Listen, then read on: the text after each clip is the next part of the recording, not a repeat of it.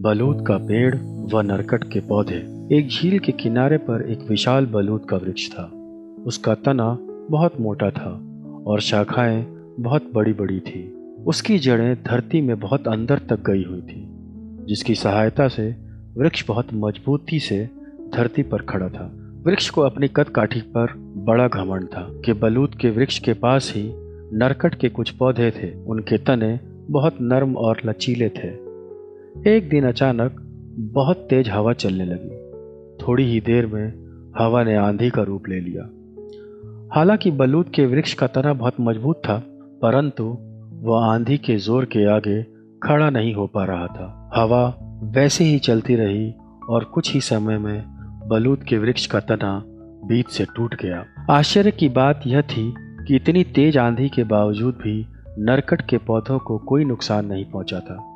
इस रहस्य को बलूत का वृक्ष समझ नहीं पा रहा था।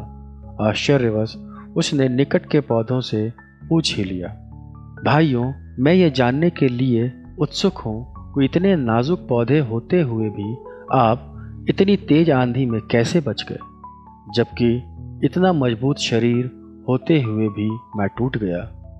मुझे तो अपने मजबूत तने पर बड़ा भरोसा था।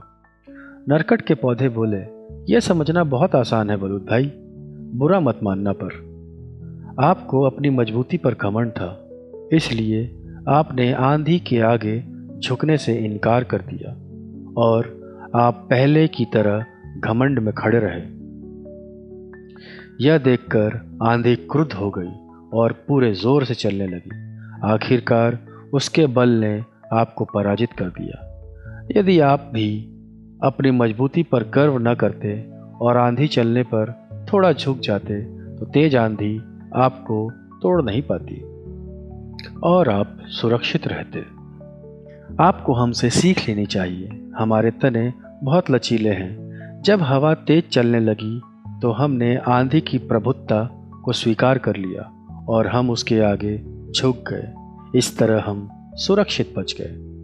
नरकट के पौधों की बात सुनकर बलूत के वृक्ष को अब अपनी गलती का एहसास हुआ और वह अफसोस से बोला, तुमने सही कहा, हमें कभी भी अपनी शक्ति पर घमंड नहीं करना चाहिए, वरना परिणाम बुरा ही होता है।